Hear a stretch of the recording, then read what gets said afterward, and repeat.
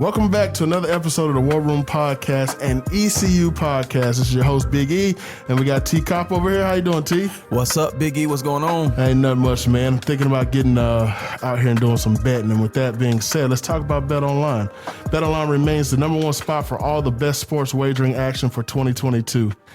New year and a new updated desktop and mobile website. To sign up today and receive your 50% welcome bonus on your first deposit, just use our promo code BELIEVE, BLEAV, to get started. From football, basketball, hockey, boxing, and UFC, right to your favorite Vegas casino games, don't wait to take advantage of all the amazing offers available for this coming year or 2022. So, playoffs are here.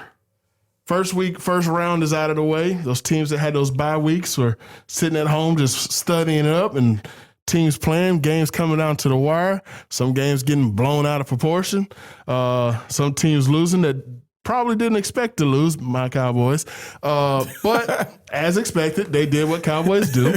But we'll go straight into it. We'll talk about Saturday's games first. We'll jump in Las Vegas versus Cincinnati. The Bengals took the victory. Was it 26-19, 26-18, I believe? 26-19. 26-19. Talk to me, T.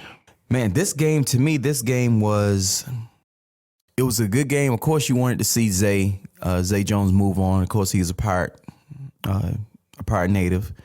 So you want to see them do well. You want to see the Raiders do well, especially with all the adversity went through this year. Just them making the playoffs was huge to me. It was major. But when I sit here and look at all these stats, and I look, of course, the Bengals won the game 26-19. The Bengals shouldn't win this game. If you're looking at the stats, at the end of the day, the Raiders had over 80 yards more total yards. Yep. They had over 60 yards when it comes to close to 60 yards when it comes to passing yards. Rushing yards, they had over 100 yards rushing. They held the Bengals to 83. They had 5.4 yards per play. They had 23 first downs to the Bengals 18. Third down efficiency, they was 8 for 18. The Bengals was 5 for 12. Total plays, they ran 10 more total plays. Punt was a wash. Penalties was a wash. They had 2 turnovers. There it is. I was waiting for you. I was waiting for it. I was about to say, you're about to see it in a second. They had two turnovers. 2 turnovers ultimately are the difference maker in this game, where Derek Carr threw an interception, and I believe he fumbled. So, I mean, unfortunately, Zay Jones, which is, like we said, a Pirate, doesn't move on. But don't forget, there's a Pirate on the Bengals as well. Smith. The offensive lineman. Yeah. It was Deontay Smith.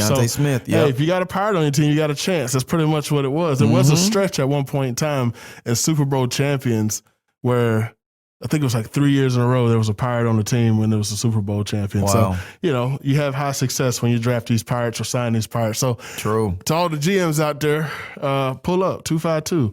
Pull up, get you some good players, But looking at the numbers, Joe Burrow, first playoff appearance, first time the Bengals won a playoff game in years. He was 24 for 34, 244, and 2 touchdowns. The rush game wasn't really great. Mixon had 17 carries for 48. That's the primary ball carrier for the Bengals. Chase, he had another fantastic day. Chase had 9 receptions for 116 yards receiving, averaging 12.9. These LSU boys is balling at receiver. What are they doing that these defenders cannot hold Chase? They can't hit him the way they used to. And I'm just going to say this out loud. I know you play receiver, and my man, Coach Vaughn, shout out Coach Vaughn, he's with me in my NC Rebels.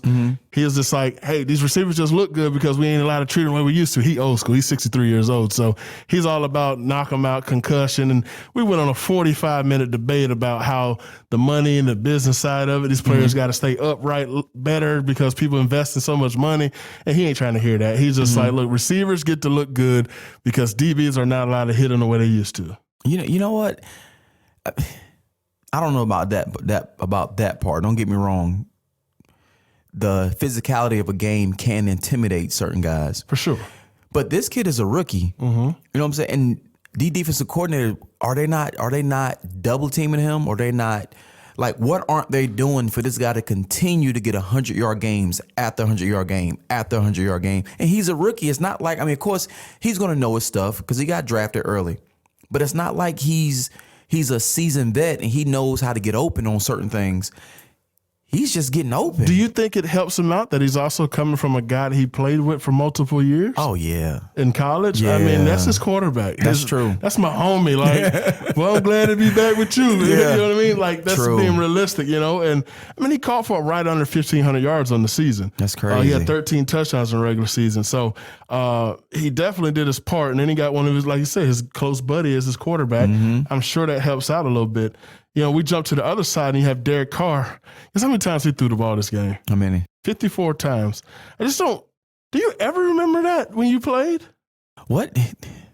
I don't remember that. But my question is, what's up with Josh Jacobs? 13 carries, 83 yards, 6.4 yards a carry. So he got the ball 13 times. Well, how many yards a carry? He had 83, 6.4 average. If he's averaging 6 yards a carry, why are we throwing the ball 54 times? You got Darren Waller, Renfro, and Isaiah Jones. I guess that's what they're looking at. I mean, they threw Josh Jacobs the ball 4 times as well for 44 yards. So Josh Jacobs did his part to help win outside getting the box and ultimately win the game. But Derek Carr was 29 for 54, 310 yards, touchdown and an interception. I mean, you sit there and look at it. I mean, they're not terrible numbers, just bad timing on the turnovers. Waller, the big tight end, which is a success story. You know, he used to have that addiction and stuff like that. So good to see him being successful still. 7 catches for 76, and Zay Jones had 5 catches for 61. Hunter Renfro had 8 catches for 58. Nothing really else. They spread the ball out pretty decent, but it ultimately comes down to those turnovers, man. Yeah. That's really the biggest thing in that game. It was an up-in-the-air game. Glad to see the Bengals and how the fans reacted. I mean, if you had a sound system, sound bar, something like that going when they won, you could hear the sounds, man. It was pretty dope to hear all the celebrations and stuff. So moving on from that, I mean, we had the Bills and the Patriots.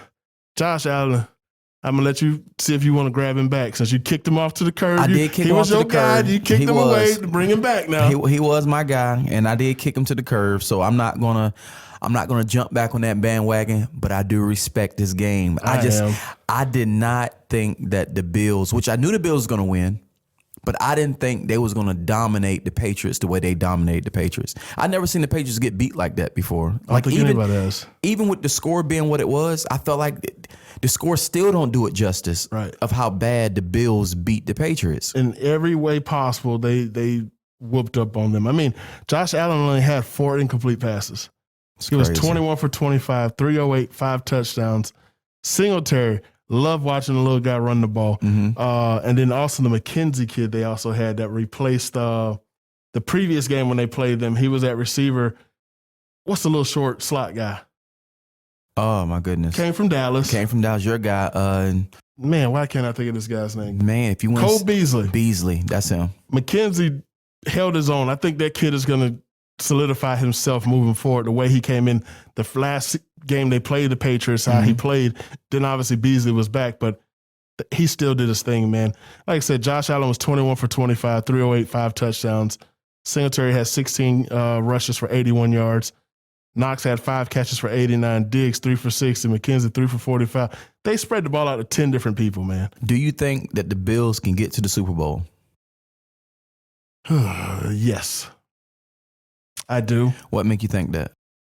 They look like they're having fun and playing football. And it's just when you have backups that step in where you don't know their name and they make a name for themselves, then go back to their secondary role and the other guy comes back and they still continue to make their name and that main guy still makes his own name. Yeah.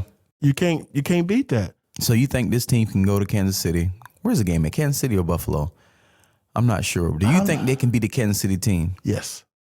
Because that quarterback runs the ball. I mean, when he runs it, bro. Yeah. I mean, he has 6 carries for 66 yards. He averaged 11 yards a carry. Yeah.